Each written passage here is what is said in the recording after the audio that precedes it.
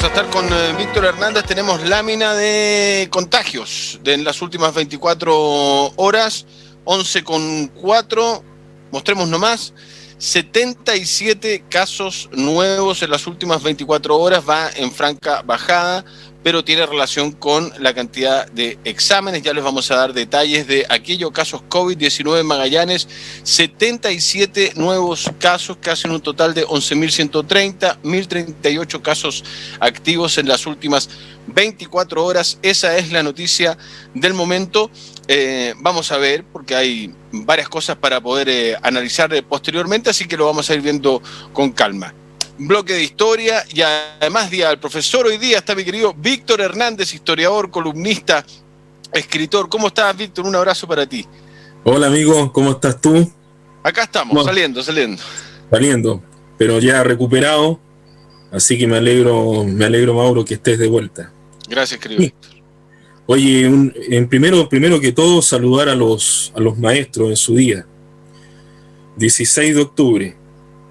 Día que fue instituido a propósito de la creación, el 16 de octubre del año 1974, del Colegio de Profesores de Chile. Dije Colegio de Profesores de Chile y dije 16 de octubre de 1974, es decir, fue creado al año, ¿no es cierto?, de instalarse la dictadura cívico-militar. ¿Ya? ¿Qué significó esto? Que a los años siguientes, esto que se celebraba antes del Día del Maestro, y aquí quiero ir enlazando estas fechas, Día del Maestro se celebraba, y escucha bien, el día 11 de septiembre de cada año. Sí, lo has conversado tú, lo hemos conversado acá. Gente, ¿sí? Exacto. Es decir, por lo menos desde el año 1943, cuando se toma un acuerdo de una convención de educadores, en una convención panamericana, se toma este acuerdo de concretar el día 11 de septiembre de cada año como el Día Panamericano o Día Internacional del Maestro. Porque un 11 de septiembre había fallecido Domingo Faustino Sarmiento, uno de los más importantes educadores de América Latina, y que acá en Chile tuvo mucho significado su presencia, porque es el gran reformador de la educación básica o primaria, como se llamaba antiguamente, creador de la Escuela Normal de Preceptores, después refundada como José Abelardo Núñez. ¿Ya? Por lo tanto, el gobierno de Juan Antonio Ríos decretó en 1943 hacerse partícipe de estos homenajes internacionales, y deviene, ¿no es cierto?, en la siguiente propuesta, que a contar de 1944 en adelante, todos los años se celebre cada 11 de septiembre el Día del Maestro, que fue así hasta el 11 de septiembre de 1973, y el año 74 no de profesores, y bueno, quedaba la duda: ¿qué hacemos con este Día del Maestro? No podemos seguirlo tapando, no podemos seguir en la nebulosa, como se dice. Tenemos que buscar algún día, pero obviamente no puede ser el 11 de septiembre. Entonces, después de varias tratativas o tentativas, en 1977 decidieron fusionar en este día 16 de octubre las dos fechas. La fundación del Colegio de Profesores, dar pie para que a su vez se introduzca la celebración o conmemoración del Día del Profesor. O sea, en resumidas cuentas, desde el 16 de octubre de 1977 celebramos todos los años el Día del Profesor en Chile. Cuestión que ha ido evolucionando y cambiando con los años, Víctor, porque en mis tiempos no era, entre comillas, feriado. Se le celebraba a la profesora o al profesor, se hacía un desayuno, algún acto. Hoy día no hay clase. Así es, claro. Hemos escrito sobre este tema, Mauro, creo que lo hemos compartido contigo, con nuestros auditores. Por lo menos tenemos una recopilación de antecedentes que señalan que desde el año 1967 hasta 1973 inclusive, en todo el país, el Ministerio de Educación, junto con el Sindicato Único de Trabajadores de la Educación, que era el ente que agrupaba a todos los gremios vinculados con el mundo de la educación en Chile, se colocaban de acuerdo y cada 11 de septiembre premiaban a todos los profesores que habían cumplido 30 años de servicio a nivel nacional, ¿ya? Les entregaban en el Teatro Municipal de Santiago una medalla de oro a los profesores con 30 años de servicio, ¿ya? Y además, durante toda la semana de septiembre de esa semana se hacían diversas actividades conmemorativas, por ejemplo, deportivas, literarias, artísticas, ya que de algún modo conmemoraban estas semanas. En el fondo se establecía la Semana del Maestro, porque era previo a lo que venía después, que es la semana de Fiestas Patrias, el 18 de septiembre, 19. ¿Ya? Por lo tanto, septiembre era un mes donde habían muchas actividades de este tipo, ya de celebraciones, más bien lúdicas, si lo podemos llamar de alguna manera, Mauro. ¿Ya? Qué interesante saber. Te mandan saludos mucha gente, auditores, televidentes, te mandan saludos que agradeciéndote el, no sé si esclarecer, pero sí volver a entregar públicamente una información que tiene mucha historia del por qué se cambió del 11 al 16, del 11 de septiembre al 16 de octubre. Hay muchos profesores normalistas de los cuales tú nos has hablado de mucho, no demasiado, mucho, y ojalá nos sigas hablando porque las profesoras y profesores normalistas son tremendas, maravillosos y maravillosas, lo que han significado para la educación del país en general. Ya no hay profesores y profesores normalistas en rigor en la preparación, ¿no? Pero eso tiene mucho vínculo con la historia de las profesoras y profesores en nuestro país, Víctor. Bueno, cuando ocurre esto del golpe, el 11 de septiembre del 73, también viene aparejado con el cierre de las escuelas normales. Una de las primeras decisiones que toma el gobierno de aquel entonces es a través de un decreto ley del 2 de noviembre de 1973 poner en receso las escuelas normales y la formación del profesorado. Y en marzo de 1974 se cierran definitivamente todas las escuelas normales en Chile y el personal docente, junto con los estudiantes que todavía no se habían titulado, ¿no es cierto?, pasan a formar parte de las antiguas sedes regionales de la Universidad de Chile, de la Universidad Técnica del Estado y sus sedes regionales, y también de la Universidad Austral de Valdivia. Entonces, yo creo que hay mucho que escribir que no se ha hecho, mucho que contar sobre esto, como dices tú. Yo quiero saludar afectuosamente no solamente a los profesores normalistas, a todos los profesores en general, porque también lo hemos dicho y hemos escrito esto, Mauro, de que con el tiempo, yo creo que un poco para enmendar o para reparar este error histórico, diversas autoridades, desde 1990, porque no le podemos echar la culpa solo a lo que pasó en la dictadura cívico-militar, desde 1990 a esta fecha se han instaurado una serie de días para recordar determinadas especialidades de los profesores. Por ejemplo, Día del Educador Técnico Profesional, Día del Educador, Día del Paradocente, Día del Educador Especializado, Día del Profesor Normalista. Fíjate, se coloca el 26 de agosto del año 2005, en una de las últimas medidas del presidente Lagos, se instaura esto del profesor normalista. Justo cuando ya no hay profesores normalistas en las aulas, ¿te fijas? Entonces, ¿no será mejor, y lo hemos planteado y aprovechamos esta tribuna magnífica que tenemos acá en tu programa Buenos Días Región, Mauro, de un modo para reforzar lo que hemos planteado cuando hemos escrito lo siguiente? ¿No será mejor celebrar de una vez por todas un solo día a todos los profesores estén en actividad o estén jubilados. Porque cuando tú colocas un montón de fechas, como muy bien señalan nuestros auditores, la gente que nos sigue en las redes sociales o a través de la televisión, todo esto confunde. Porque realmente, bueno, ¿cuándo es el día del profesor? Claro. ¿Te fijas? Entonces, ¿por qué mejor no aunamos criterios y nos concentramos en, ¿saben qué más? Vamos a buscar una fecha que sea única para conmemorar a todos los profesores, estén en clases, estén en actividad o estén jubilados, porque aunque estén jubilados, Mauro, van a seguir siendo profesores hasta el día de la muerte. Absolutamente, absolutamente. Eso es, ¿ya? Y es lo que estamos tratando de plantear desde hace algunos años. Creo yo que con relativo éxito, porque al menos se ha conseguido de que haya un nuevo enfoque, una revalorización de esto de las fechas, porque al final la proliferación de fechas a la larga tiende a confundir a todo el mundo.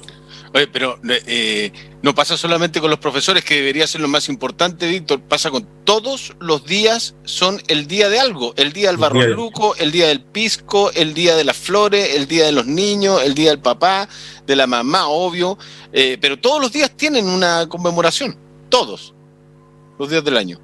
Bueno, como dice la perdiendo la... Ah, claro, se va perdiendo la identidad, la esencia de las cosas, pero bueno, hay que tomarlo un poco jocosamente. No te olvides que lo que dice la Biblia, cada día tiene su afán, dice por ahí, ¿no? Tal cual. ¿Ya? Y en la política dice que un día puede pasar un año. Oye, yo podría agregarte lo último para cerrar este caso en política. Cuando hay muchos candidatos es porque no hay ninguno. No les va a gustar a alguno de esa frase. Bueno, oye, mejor... Sí, mejor me voy. Hay varias y varios que están escribiendo respecto a los profesores.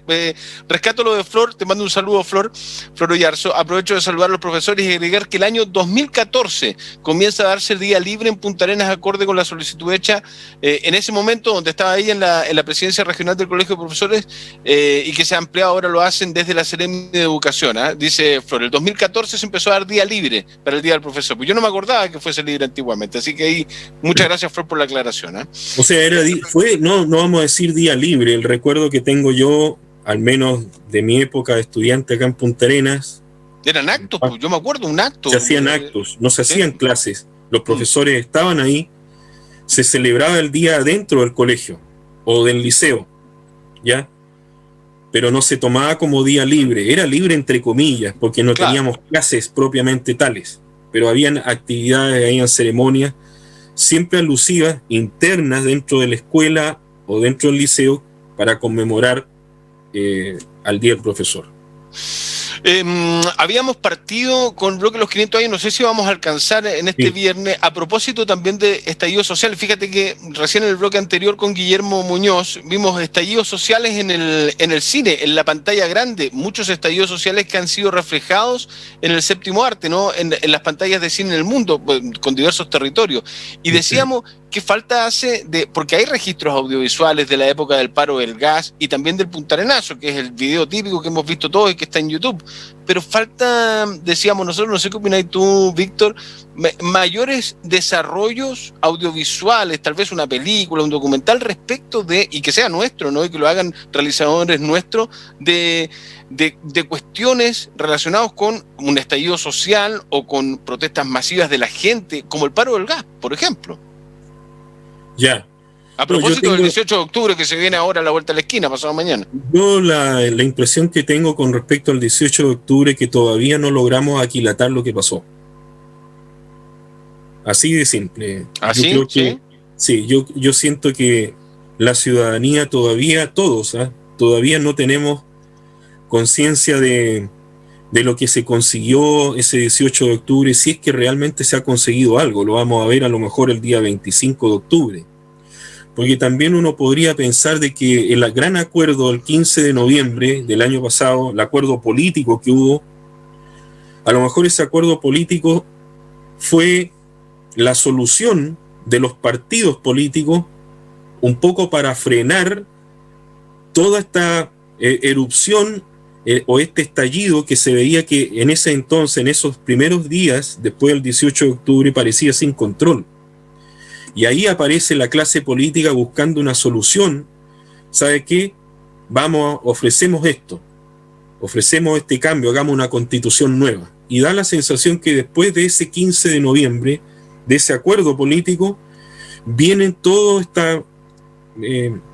más bien vienen hechos de violencia o de saqueo, vienen los excesos posteriores, que ya escapan a lo que es o lo que fue el significado del 18 de octubre propiamente tal. La gente que ya no quiere más, rompe con todo, basta con todo y golpean la mesa definitivamente. Yo creo que entre el 18 de octubre al 15 de noviembre hay una etapa dentro de este estallido, y después del 15 de noviembre, hasta más o menos cuando explota esto de la pandemia que ahora nos tiene a todos metidos dentro de la casa, hay una nueva etapa. ¿Ya? Y en ese sentido, a mi juicio, dentro de un análisis muy preliminar, yo creo que todavía yo creo que todos, incluyendo los actores políticos, todavía no logran aquilatar realmente, están todos tratando de buscar, de explicar, de ver cómo salimos de esto, después del 25 de octubre, qué es lo que vamos a hacer, cómo vamos a construir la nueva constitución, en el caso que se apruebe, ¿no es cierto? Hay un año para construir la nueva constitución, ¿ya? En fin, yo creo que como que el camino todavía es muy incierto, Mauro. Está en pleno proceso, ¿no? Estamos inmersos en el proceso. Estamos viviendo ese proceso y da la sensación de que el arte y la literatura también están en ese sentido viendo, bueno, aquí hubo este golpe, que fue el 18 de octubre, que cambió todo. Eso es inevitable, es así. Pero todavía no lo hemos digerido. Comparto por ejemplo, Víctor, absolutamente. Sí, dime, ¿no? Guillermo Muñoz mostraba el acorazado Potenkin, sí, para partir su cápsula. Pero el acorazado Potenkin está basado en un hecho histórico ocurrido 20 años antes. Fue una película construida además por Sergei Eisenstein. Está considerada como una de las obras maestras del cine, porque es la primera película en que se utiliza más de una cámara. Nunca se había usado más de una cámara en una película. Y Eisenstein dice, no, se pueden usar 2 o 3 o más. Y ahí es donde se produce el llamado montaje paralelo, que seguramente Guillermo Muñoz lo conoce a la perfección. Y él puede hablar escuchando y mirando, claramente. Él puede hablar con mucha más propiedad, conocimiento de lo que yo te estoy entregando. El montaje paralelo, que es lo que produce, por ejemplo, el efecto, esto de la escalera que él mencionaba, la famosa secuencia, cuando el coche, la guagua que va bajando en la escalera, y vienen los soldados, viene toda esa matanza, muy bien lograda por Eisenstein, que plasmada como uno de los registros fílmicos más gloriosos de la historia del cine. Pero ahí había ocurrido la Revolución Rusa, la Unión Soviética ya se había creado como Estado, imagínate. Entonces, ahora celebremos, dice Stalin. Stalin dice, tenemos que celebrar esto, tenemos que demostrar por qué hicimos lo anterior. Bueno, y ahí es la producción de Eisenstein, el acorazado Potenkin. Está buena, qué buen dato. Oye, Víctor, lo conversamos nosotros semanas después, hace un año casi, unas semanas después del estallido social, sí. Y tú hacías recuerdo de otras manifestaciones masivas, como las que se vivían en ese momento acá en la ciudad, en la historia de Magallanes. Hablábamos del paro del gas, hablamos del Punta Arenazo, pero está el motín de los astilleros, y hay un par de cuestiones más que sucedieron en la historia. Podríamos hacer una cortita recapitulación, Víctor, porque como esto es historia, y estamos acá ahí a la vuelta de la esquina del 18 de octubre, Magallanes ha vivido, Punta Arenas ha vivido otros momentos similares, ¿no? Por supuesto. La época de la década del 10, hace 100 años atrás, lo contamos, hemos escrito también sobre esto, siguiendo las investigaciones de Carlos Vega Delgado, de Pedro Cid Santos, de Osvaldo Bayer, de otros grandes historiadores que han escrito mucho antes que nosotros sobre el tema. Acá se consiguió las 8 horas de jornadas de trabajo, acá, antes que en el resto de Chile, a través de una huelga grande que ocurrió en diciembre del año 1918, huelga llamada por la Federación Obrera de Magallanes, que significaba que si de repente los panaderos decían no vamos a hacer más pan porque nos subieron el precio de la harina, paralizaban sus labores todos los panaderos de Magallanes, no solamente de Punta Arenas, de Magallanes, ¿ya? Y la Federación Obrera estaba compuesta por 11 gremios. Entonces, se sumaban a los panaderos los 10 restantes, lo que significaba que la actividad productiva de la región paralizaba en su conjunto. Y eso es lo que ocurrió en diciembre de 1918. Porque como la Federación Obrera, y lo hemos recalcado acá, no existían las condiciones de trabajo, condiciones laborales como las que tenemos hoy día, no existían las leyes sociales. Imagínate lo que te estoy diciendo, no existían los sindicatos como los conocemos hoy día, no existía la CUT, ¿ya? Entonces, el mecanismo para protestar era a través de la huelga. La huelga significaba de que paralizaba un gremio, paralizaban todos, y la vida productiva se alteraba dramáticamente. Entonces el gobierno de Juan Luis Sanfuente, con las autoridades de aquel momento acá en Magallanes, no te olvides que Magallanes ni siquiera era provincia, éramos un territorio, no teníamos derecho a elegir a nuestros propios representantes, ni alcalde, ni diputados, senadores, y menos para elegir presidente. La próxima semana me gustaría contar esto porque la primera vez que escogimos presidente fue precisamente para un 25 de octubre del año 1938. No te lo puedo creer. Así es, y estamos escribiendo sobre este tema. La primera vez que los magallánicos votamos fue un 25 de octubre de 1938. Datazo. Y aquí se escogió a Pedro Aguirre Cerda, donde obtiene la diferencia de 4.000 votos sobre el candidato del gobierno. Vamos a escribir, vamos a contar eso. Oye, está muy bueno esa. Bueno, ¿vamos a hablar de eso el otro viernes? Vamos a hablar de eso. Pero para cerrar, diciembre de 1918 ocurre todo este proceso que llevaba la Federación Obrera, pero viene la represión también. Y en pleno centro de la ciudad de Punta Arenas, ahí en la calle Boris, calle Valdivia, hoy día José Menéndez, ahí hubo enfrentamiento armado porque los obreros de aquel entonces también usaban armas, y esto hay que decirlo, usaban armas, se enfrentan con la policía. Hay un obrero fallecido que no tenía nada que ver, llegó con las viandas de comida para sus compañeros que estaban ahí y le llegaron 2 balazos y murió en el acto, imagínate. ¿Ya?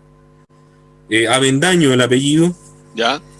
Avendaño, cuando tú vas a la tumba de la Federación Obrera acá en Punta Arenas, a los caídos, el día, la jornada, dice el 30 de diciembre de 1918, el compañero Avendaño. ¿Ya?